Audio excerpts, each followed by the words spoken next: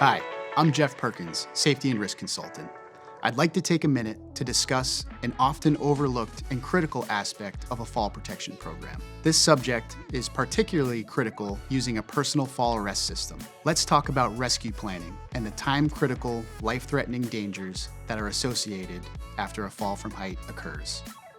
You may be familiar with the term suspension trauma, or technically orthostatic intolerance.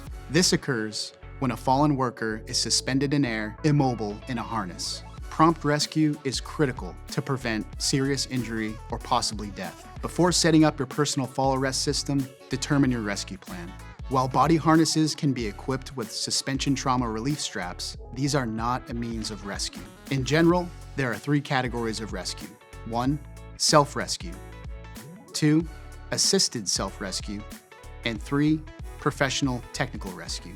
When planned for properly, self-rescue and assisted self-rescue are the preferred methods due to the time-critical nature of rescue. In some circumstances, you may even need all 3 categories of rescue planned for.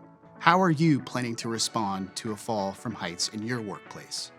I hope this video has helped shine light on an often overlooked piece of a fall protection program.